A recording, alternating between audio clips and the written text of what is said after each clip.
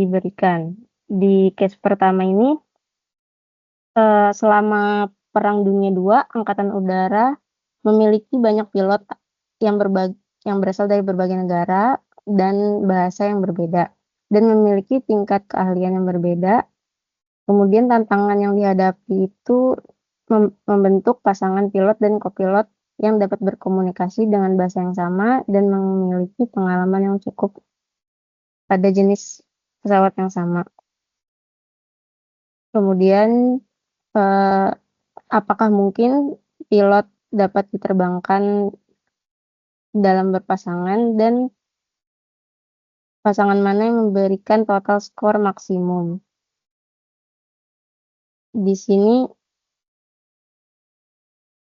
set dan notasi pilot himpunan yang tersedia itu 1 sampai 8, ada 8 pilot, dan arch-nya itu 1,2 dan 78 yang sudah kita lihat tadi di gambar. Kemudian ada parameter dan notasi. Skor A itu skor maksimum untuk setiap pasangan pilot berdasarkan skor yang tertinggi pada pesawat. Kemudian language, kompatibilitas pasangan pilot berdasarkan bahasa. Kemudian plan type-nya, kompatibilitas pasangan pilot berdasarkan tipe pesawat. Pair itu pasangan pilot berdasarkan tipe pesawat. Decision variable dan notation-nya itu di fly A, jika pasangan pilot A digunakan maka 1 ya, dan 0 itu tidak. Kemudian object function mathematical formulanya memaksimalkan crew A di fly A. Dan constraints modelnya itu setiap pilot hanya dapat terlibat dalam satu pasang pilot, dan constraint yang kedua itu variable fly A bernilai binary. Dari data yang kita punya dengan pilot berbahasa yang sudah kita lihat dan plan type-nya, ke-8 pilot tersebut bisa dilihat di tabel. Kemudian dibuatlah tabel pilot 1 dan pilot 2 secara berpasangan, dan dicari untuk constraint length, plan type, kemudian dipasangkan pair, dan didapatkanlah skor. Kemudian di-solve play A-nya, kemudian didapatkan total play A-nya itu di 4 dengan total skor 125. Yang kita bisa lihat arch-nya itu di 1, 2, 3, 7, 4, 5, dan 6, 8.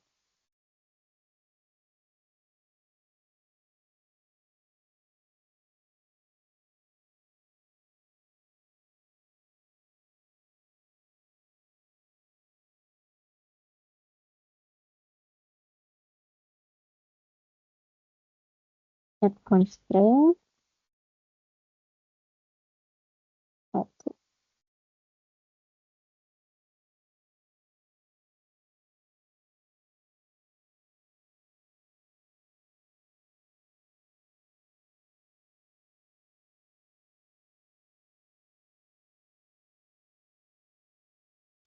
Simple.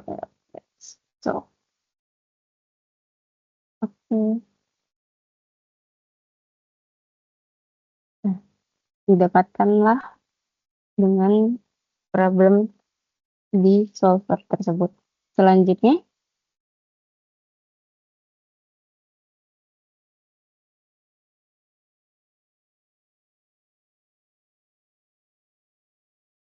dengan saya, soal ini membahas tentang perencanaan jumlah pekerja di dalam pekerjaan skyscraper, gedung pencakar langit. Jadi ada suatu skenario di mana sedang dilakukan pengaturan jumlah pekerja di dalam satu site. Nah, di monthly requirement-nya dari pekerja tersebut ada di 4, 6, 7, 4, 6, 2 berdasarkan bulan masing-masing dari bulan Maret sampai bulan Agustus. Ada biaya yang dibutuhkan untuk memindahkan dari satu site ke site yang lain sebesar $100 per orang, dan juga kalau memindahkan orang meninggalkan site akan ada biaya transfer cost sebesar $160 per orang. Bahkan untuk overstaff atau understaffing itu biayanya sekitar $200 per orang. Oke, di sini overtime work-nya dibatasi 25% of the hours, dan juga setidaknya setiap bulan itu ada 3 pekerja di site, dan keberangkatan para pekerja itu diatur berdasarkan perjanjian dengan serikat pekerja itu sebesar 1/3 dari jumlah personel bulanan.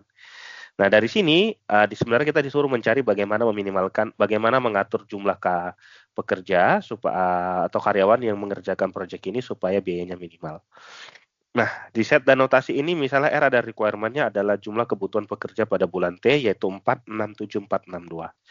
Nah, di mana C ini adalah C ada 100 orang per CA biaya kedatangan pekerja, CD $160 per orang biaya keberangkatan pekerja, CS $200 per orang per bulan untuk understaff dan overstaff.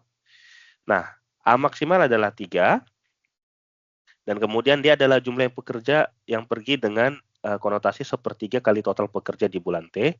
Nah, W adalah jumlah yang pekerja yang ada di lokasi dengan W0 di bulan pertama 3 dan diharapkan di akhir bulan juga 3. Oke, nah decision variable di sini adalah AT, DT departure, arrival, kemudian W ini dan ST overtime dan yang ST plus yang overtime, ST minus yang kekurangan pekerja. Objektif functionnya adalah kita pengen meminimalkan cost-nya. Kemudian ini adalah constraint-nya di mana bagaimana melihat jumlah pekerja setiap bulan. Jadi jumlah pekerja setiap bulan adalah jumlah pekerja dari bulan sebelumnya ditambah dengan jumlah pekerja yang datang di bulan ini dikurangi jumlah pekerja yang meninggalkan site sebelumnya. Nah, kemudian adalah sama seperti di atas, constraint itu sama dimasukkan ke dalam soal tersebut. Mungkin bisa langsung ke bawah bagian langsung dari simulasi. Awalnya kita buat semuanya 0, jumlah pekerja di sini semuanya 0. Kemudian di situ ada arrival max-nya tiap bulan masing-masing 3, departure max-nya masing-masing 1. Dan itu adalah nilai dari overtime yang di bawah 0,75. Nah, jika dilakukan seperti ini, bisa dimasukkan ke solver. Seperti biasa kita pengen meminimalkan cost, yaitu di K101, total cost-nya itu pengen kita minimalkan. Di minimalkan dari B115 dengan menambahkan constraint tersebut. Ya. Dari C100 sampai dengan H103 itu dibuat dalam posisi binary.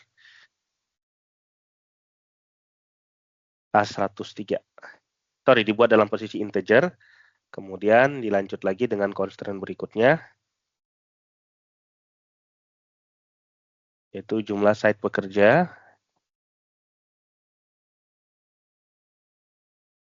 Disamakan dengan jumlah requirement-nya.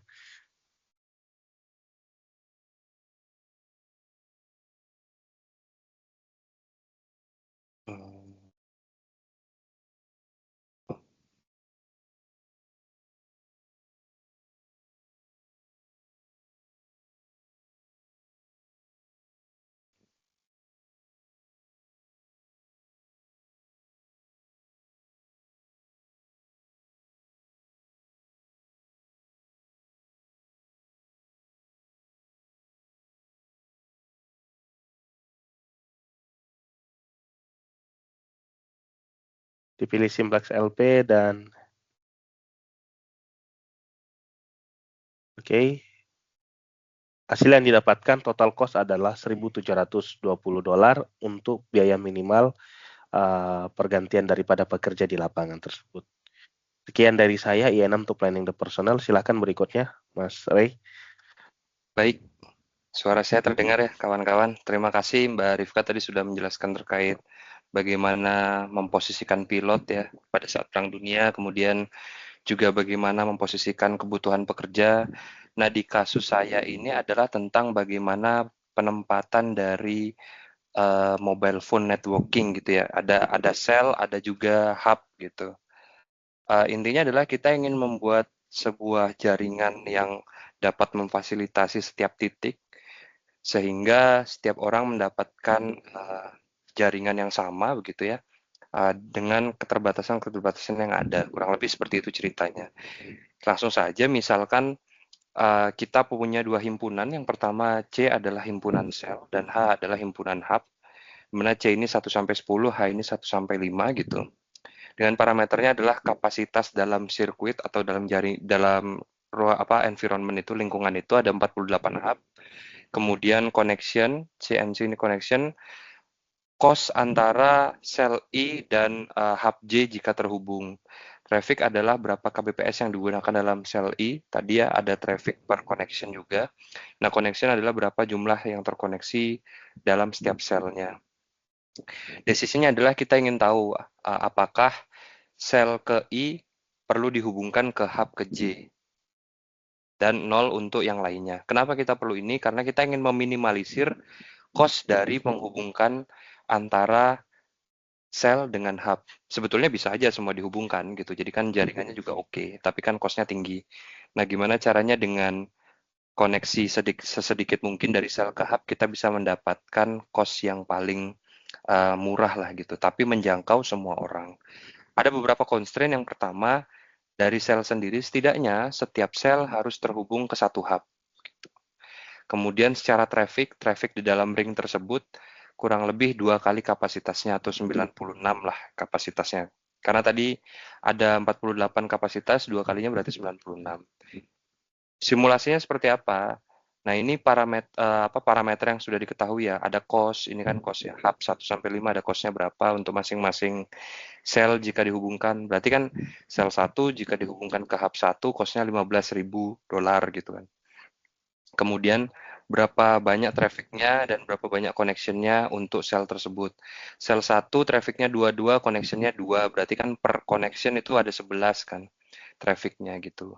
Secara formula seperti itu. Nah, total connection ini adalah constraint karena setiap sel itu berbeda-beda jumlah yang bisa terhubung. Sel 1 hanya 2, sel 2 2 gitu ya. Ada sel 6 cuma bisa 1 gitu dan seterusnya. Yang kuning ini adalah variabel keputusan, decision variable yang akan kita ubah. Awalnya dia 0 semua. Awalnya 0 semua yang akan kita ganti-ganti. Berapa sih cost-nya sehingga dia kecil?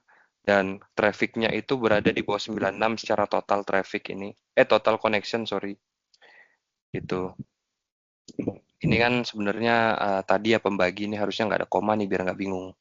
Nah, gitu. Oke, fungsi tujuannya adalah meminimalkan cost. Jadi saya tunjukkan saja di solver.